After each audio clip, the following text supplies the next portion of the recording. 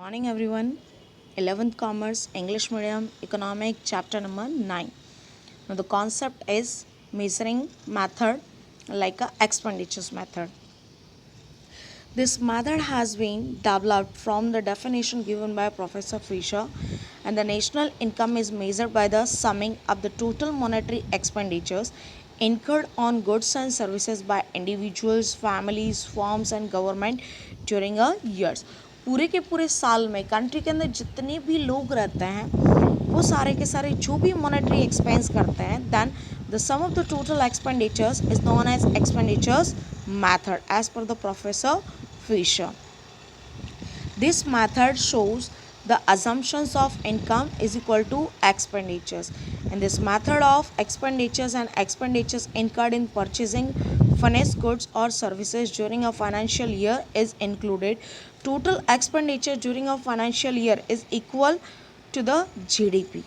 जितना भी आप एक्सपेंस करते हैं वो हमारी कंट्री के जीडीपी के इक्वल होता है. सपोज आपने 50,000 रुपीज़ एक्सपेंस किया है तो आपका जीडीपी भी कितना होगा कंट्री का 50,000. So both are equal.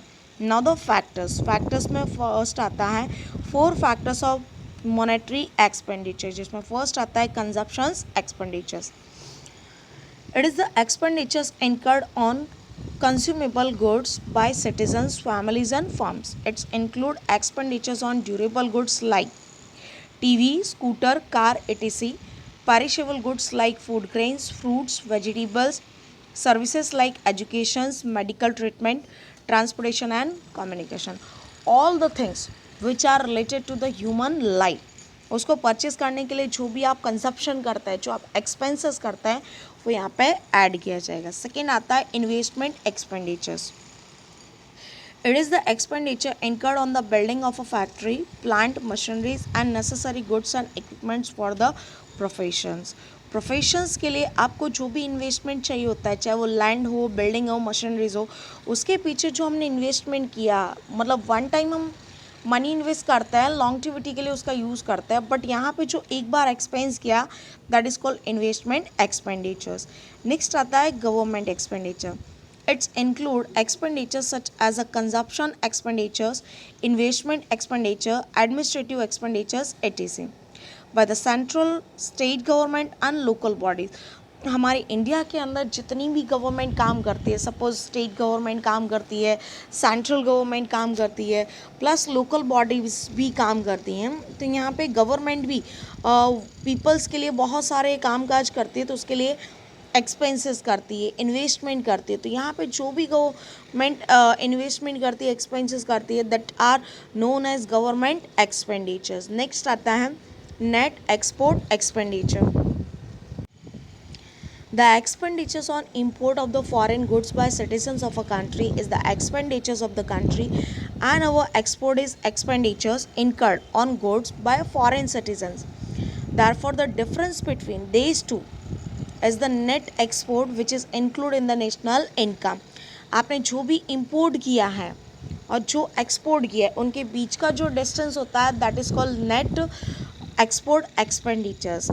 Suppose कई बार इसमें हमारा एक्सपेंडिचर्स ज़्यादा होता है तो कई बार इसमें हमारी इनकम ज़्यादा होती है. So in short total national income is equal to consumption expenditures plus investment expenditures plus government expenditures and plus net export expenditures. इस तरीके से हमें टोटल मिलता है नेशनल इनकम का रेशियो. नेक्स्ट आता है expenditures not considered in the national income. कौन से एक्सपेंडिचर नेशनल इनकम में काउंट नहीं किए जाते हैं? Let's see here. In the terms of expenditures, certain expenditures are not considered in the calculating the national income, which includes expenditures on the purchase of second-hand goods, transfer expenditures, pension, unemployment allowances, financial assistance to widows, the expenditures on purchase of old shares, expenditures on use of goods of interim मतलब किसी भी process के अंदर use होता है, finish goods नहीं होता, are not consider in the national income. ये सारे के सारे एक्सपेंडिचर्स, ये सारी की सारी चीज़ों को गेट करने के लिए आप जो भी एक्सपेंस करते हो that are not considered in the national income. Some expenditures are incurred without the productions of goods and services, which involves only the transfer of money. Expenditures like subsidies are not considered in the national income. जैसे government जो भी आपको subsidy provide करती है वो इसमें count होगी नहीं. तो ये जितने भी आपको नेम दे करके रखे हैं वो हमारे नेशनल इनकम के अंदर एक्सपेंडिचर्स काउंट नहीं होते हैं. नेक्स्ट आता है difficulty in the calculations and calculating national income. The official data of people's expenditures cannot be obtained and therefore it becomes difficult to calculations of national income by this method. For examples, a business person named Arav gives 30,000 rupees as a salary to Milap. जो business person है आरव वो क्या करता है मिलाप को 30,000 की salary देता है. The accountant and the considered 30,000 as the expenditures incurred. जो हमारी कंपनी का अकाउंटेंट होता है वो क्या करेगा 30,000 एज अ एक्सपेंस काउंट करेगा क्योंकि उसने पे किया हुआ है. बट नाउ मिलाव गिव्स 3,000 टू खुशबू वो इज़ हिज डोमेस्टिक हेल्पर. उसके अंडर में काम करने वाली एक गर्ल है जिसको वो 3,000 रुपीज़ पे करता है. So what this becomes Milap's expenditures. ये मिलाप का एक्सपेंसेस हुआ आरव का नहीं. Has the question arises what is the actual expenditures. तो यहाँ पे क्वेश्चन ये खड़ा हो जाता है कि एक्चुअल एक्सपेंडिचर्स कितना होगा 30,000 और 33,000. बट हमारे लिए कहा जाए दैट इज़ अ 30,000 बिकॉज यहाँ पे आरव ने उस असिस्टेंट को अपॉइंट नहीं किया है. असिस्टेंट को अपॉइंट करने वाला मिलाप था जिसने कंपनी के एग्रीमेंट में शो अप किया नहीं था. तो वो अपनी सैलरी में से पे करेगा ना कि कंपनी उसे पे करेगी. तो आरव ने 30,000 रुपीज़ मिलाप को पे किया. मिलाप अपने 30,000 में से 3,000 वो खुशबू को पे करेगा और उसके हाथ में 27,000 आएगा. So exact accuracy is 30,000 payment not to 33,000. अगर हम 33,000 यहाँ पे काउंट करते हैं तो हमारा जो कैलकुलेशन है वो रॉन्ग पड़ जाएगा.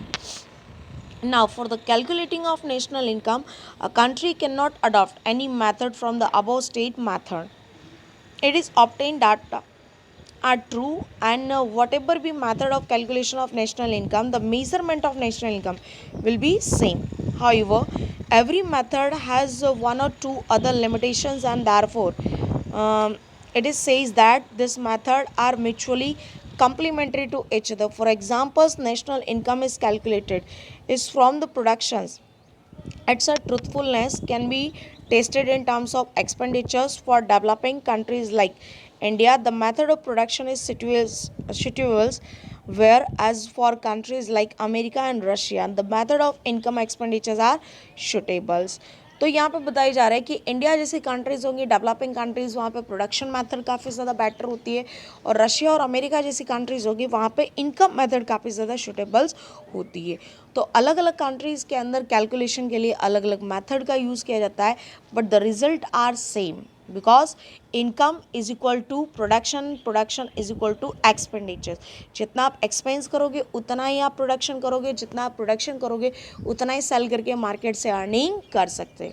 सो तीनों से आप किसी से भी कैलकुलेशन कर सकते हैं but the result is same. Next topic आता है problems in measuring the national income.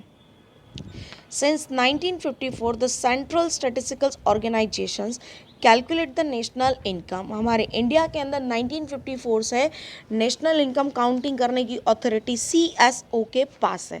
But currently national income at constant price is calculated considering 1999 and 2000 as the base year. यहाँ पे जो बेसिक ईयर है वो किसको माना जा रहा है 1999 and 2000 को. Now the certain problems arises while measuring national income which are as follows. First, problem of double counting बिल्कुल पॉसिबल है. प्रॉब्लम ऑफ सेल्फ कंजप्शंस आप खुद के लिए यूज़ करते हैं बट उसको आप इनकम में काउंट कर रहे हैं. प्रॉब्लम ऑफ डेप्रिशिएशन कौन सी मेथड से काउंट की जाए. टैक्स अवॉइडेंस एंड टैक्स इवेजन्स कई लोग ऐसे होता है टैक्स की चोरी करते हैं. Illegal income. Problem of net foreign income. Problem in accounting. In the measuring of the national income of the following problem arises in the accounting of productions, income and expenditures like illiteracy, small scale production cells, barter systems and peoples involved in the more than one occupations. तो ये सारी की सारी problems आ सकती है calculation करते time पे या कामकाज करते टाइम पे. So, in spite of the above state problems, the CSO tries to obtain the true national income by the counting of the income carefully. Properly income को count करके वो ये सारा का सारा जानना चाहती है कि भाई किस तरीके से डाटा से हम प्रॉपरली रेशियो काउंट कर सकते हैं. सो यहाँ पे आपका चैप्टर कंप्लीट होता है. इसके बाद 2 कॉन्सेप्ट आते हैं, वो आपके सिलेबस में से निकाल दिए गए. That's why we are not considered that those topics and we can finish our chapter here. Thank you so much.